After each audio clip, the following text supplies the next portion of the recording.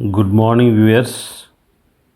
Welcome to Consumer Shorthand classes. Get ready for taking dictation. 5, 4, 3, 2, 1. Start. Gentlemen, today let us talk about education. There are three kinds of education: purely primary, secondary, and higher education. The primary education is the education that one gets up to the age of 10.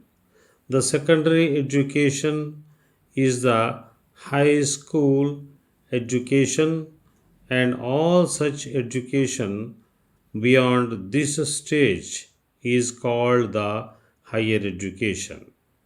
In the first place, primary education is that which is imparted to the boys and girls at a very early stage.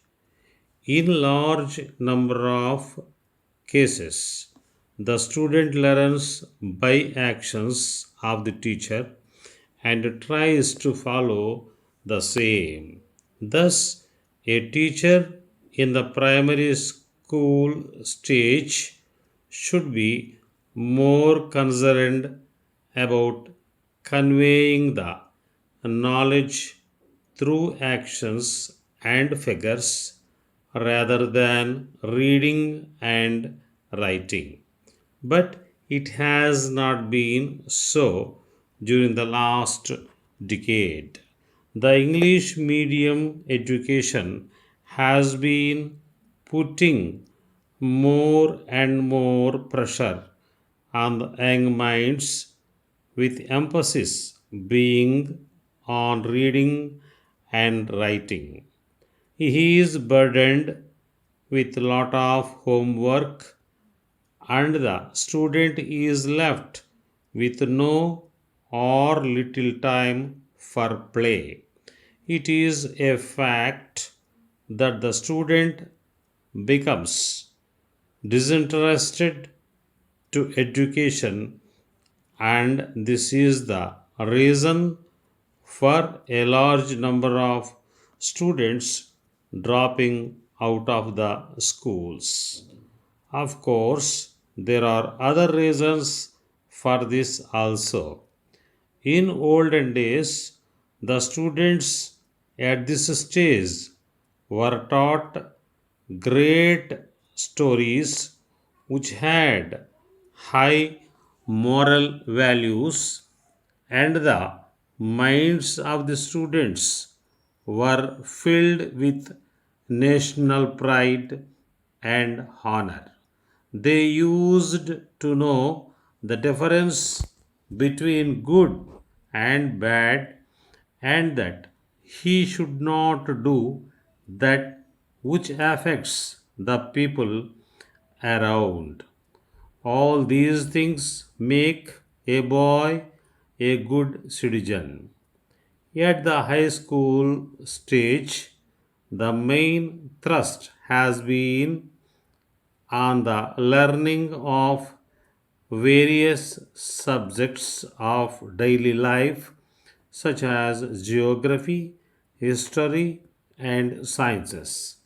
By this time, a student would have developed the capacity to reason using the knowledge imparted by the teachers. It is the duty of the teacher to rouse the passion for learning in the student and provide him with an opportunity to explore the knowledge available at hand. Some field work would certainly educate the boys and girls to know the value of hard work and enjoy the fruits of labor. But the present day student once again is not able to withstand the knowledge imparted through volumes of books, and the system of education has been such that it only tests the ability of getting a topic by heart. Never during this important period a student is encouraged to read the textbooks either due to the fact that the teacher is left with little time to rush through syllabus or that the parents are anxious to measure the knowledge in terms of marks. A parent or the institution is very happy if any of its boy or girl secures a rank in terms of marks. He may be good in theory but very poor in practice.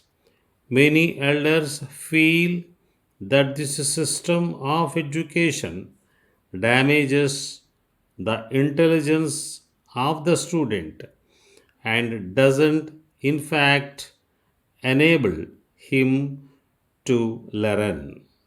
Somehow or other, the student comes out of the institution with more marks but lesser knowledge. The next stage is the real place for a student to fulfill his thirst for higher knowledge. If a person has a real interest, he would be able to taste the essence of learning, which in some cases spans over a decade. That's all.